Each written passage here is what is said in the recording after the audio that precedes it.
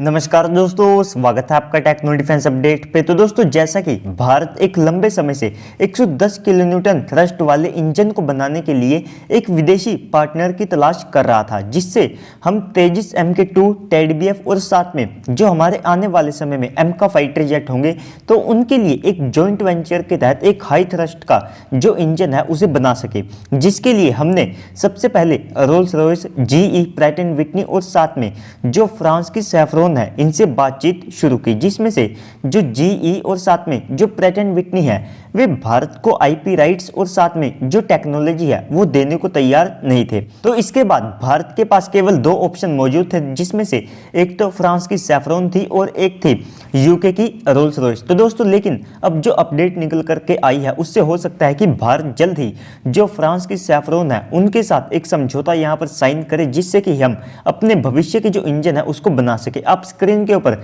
Article भी देख सकते हैं, जहां पर रिपोर्ट किया गया है कि भारत फ्रांस के साथ जो इंजन है उसको बनाएगा। तो इस आर्टिकल में बताया गया है कि जो फ्रांस की सैफ्रॉन कंपनी है उनके साथ यहाँ पर जो बातचीत है वो शुरू भी हो चुकी है, और साथ में अब वो जो बातचीत है वो काफ़ी ज़्यादा एडवांस स्टेजेस में आ चुकी है, यानी कि वो अब अपने लास्ट स्टेजेस में है, जहाँ पर अब DRDO और साथ में जो GTRE है ये फ्रांस की सैफ्रॉन कंपनी के साथ मिलकर के जो भारत का 110 किलो न्यूटन थ्रस्ट वाला जो इंजन है उसको यहाँ पर बनाएंगे। और इसके बाद यहाँ पर यह भी बताया गया है कि ये जो डील है इसको इसी साल यहाँ पर फाइनल कर लिया जाएगा, यानी कि इसी साल कुछ ही महीनों में यहाँ पर इस डील को साइन किया जा सकता है, जिसमें यहाँ पर बहुत ही ज़्यादा कम समय लगने वाला है, क्योंकि 1 से लेकर के 2 महीनों का जो टाइम है वो यहाँ पर इस डील को साइन करने के लिए दिया गया है। जिसके अंतर्गत हो सकता है कि जैसे ही इस साल का हमारा डिफेंस एक्सपो 2022 होगा, वहाँ पर इस डील को साइन कर लिया जाए, जिसमें केवल अब कुछ ही दिन यहाँ पर बाकी है। तो दोस्तों, DRDO ने और साथ में GTRE ने पिछले साल से ही जो हमारा भविष्य का इंजन होगा तो उसके लिए जो फिजिबिलिटी स्टडीज है उनको यहाँ पर शुरू कर दिया था, और इस साल जनवरी में आप कह सकते हैं कि वे जो फिजिबिलिटी स्टडीज है वे कंप्लीट हो गई थी, और इसी के साथ DRDO ने हमारे भविष्य के इंजन के लिए जो स्पेसिफिकेशंस है और उसका जो डाटा है वो भी यहाँ पर तैयार कर लिया था, जिसके ऊपर मैंने आपको वीडियो में भी बताया था। तो दोस्तों, वे जो यहाँ पर स्पेसिफिकेशंस थी तो उनके हिसाब से ये जो इंजन है ये 110 किलो न्यूटन थ्रस्ट वाला होगा, लेकिन GTRE और साथ में सैफ्रॉन के बीच ये जो बातचीत हुई है तो यहाँ पर इस इंजन को लगभग 125 किलो न्यूटन का बताया गया है, और साथ में मैंने आपको जो आर्टिकल दिखाया था आप अब भी अपनी स्क्रीन के ऊपर देख सकते हैं, तो यहाँ पर इसको लगभग 125 किलो न्यूटन थ्रस्ट का रिपोर्ट किया गया है। और इस सब के अलावा भी आपने कई जगह जो आर्टिकल है, अलग अलग आर्टिकल्स में आप सबने देखा होगा, कहीं इस इंजन को लगभग 110 किलो न्यूटन का रिपोर्ट किया जाता है, कई जगह 120 का, कई जगह 125 और साथ में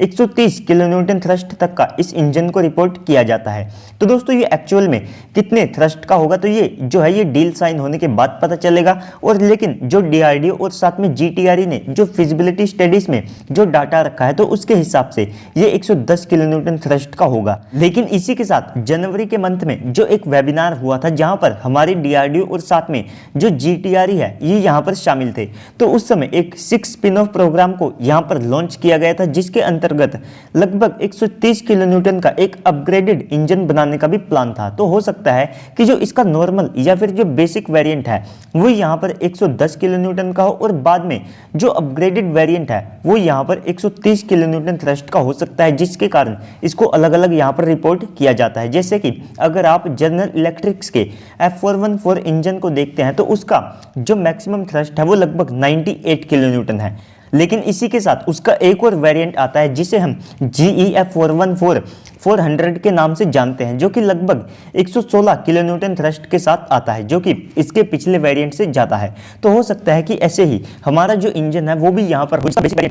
के साथ आए, और उसका जो अपग्रेडेड वेरिएंट है वो 125 किलो न्यूटन थ्रस्ट तक हो सकता है। तो इसके अलावा हमारे जो विदेश मंत्री है डॉक्टर S जयशंकर जी, तो वे पिछले हफ्ते ही फ्रांस में थे, तो वहाँ पर एक मीटिंग के दौरान उन्होंने जो फ्रांस की रक्षा मंत्री है तो उनसे बातचीत की, तो वहाँ पर ये जो डील है इसके ऊपर यहाँ पर चर्चा की गई, जिससे कि भारत और साथ में फ्रांस की ये जो डील है इसको 1 से लेकर के 2 महीनों के अंदर यहाँ पर साइन कर लिया जाए। और दोस्तों इस सब के अलावा भारत को भविष्य में 100 से ज्यादा टेडी BF 125M का अपने बेड़े में शामिल करते हैं, जो कि ट्विन इंजन फाइटर जेट होंगे। और इस सब के अलावा 170 तेजस MK2 को भी लेने का प्लान है, जिससे कि भारत की जो इंजन की आवश्यकता है वो काफी ज्यादा बड़ी है। और इतने सारे इंजन को इंपोर्ट करने के बजाय यहाँ पर ये ज्यादा बेटर रहेगा कि हम खुद से एक इंजन को यहाँ पर बना ले, और साथ में हमारे पास इसकी टेक्नोलॉजी भी होगी, जिससे कि हम भविष्य में इसके जो अपग्रेडेड वेरिएंट है उनको भी यहाँ पर तैयार कर सकेंगे। तो इस डील के माध्यम से भारत यहाँ पर जो इंजन की टेक्नोलॉजी और साथ में इंजन की जो फील्ड है इसमें भी आत्मनिर्भर बन जाएगा। और साथ में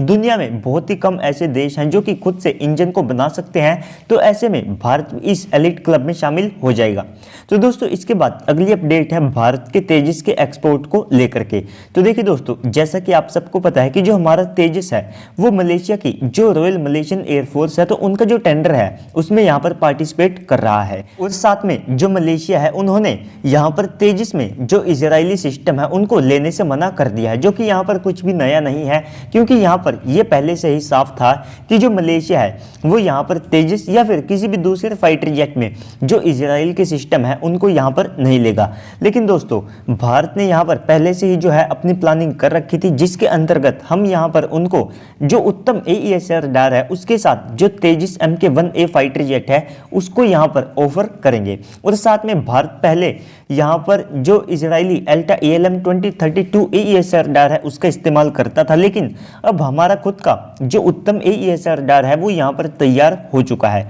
अब हम उसको ऑफर करेंगे और साथ में उसमें लगभग 95% जो इंडिजीनियस कंपोनेंट्स हैं वो यहाँ पर लगे हैं, यानी कि आप कह सकते हैं कि वो भारत का पूरी तरह से यहाँ पर स्वदेशी रडार है, जिससे कि जो मलेशिया है उनको भी यहाँ पर कोई दिक्कत नहीं होगी। और साथ में ये जो टेंडर है इसमें लगभग 18 जो फाइटर जेट है उनको यहाँ पर पहले बैच में खरीदने हैं, और इसके बाद जो सेकंड बैच है उसमें भी वे लगभग 18 जो फाइटर जेट है उसके ऑर्डर दे सकते हैं। तो पहले बैच में जो फाइटर जेट खरीदे जाएंगे वे इसी साल यहाँ पर खरीदे जाएंगे, यानी कि जो डील है वो इसी साल फाइनल की जाएगी। और इसके बाद जो सेकंड डील है यानी कि जो सेकंड बैच है उसके जो ऑर्डर हैं वे यहाँ पर 2025 में दिए जाएंगे। और इस सब के साथ जो मलेशियन टेंडर में जितनी भी रिक्वायरमेंट है वे भारत पूरी करता है, जैसे कि उनको यहाँ पर इजरायली सिस्टम नहीं चाहिए तो हम उनको नहीं देंगे, जो भारत के खुद के सिस्टम है हम उनको यहाँ पर प्रोवाइड कराएंगे। साथ में उनको 3 साल के अंदर जो डिलीवरी है वो यहाँ पर चाहिए, तो ये तो HAL कुछ इंश्योर करना पड़ेगा। और साथ में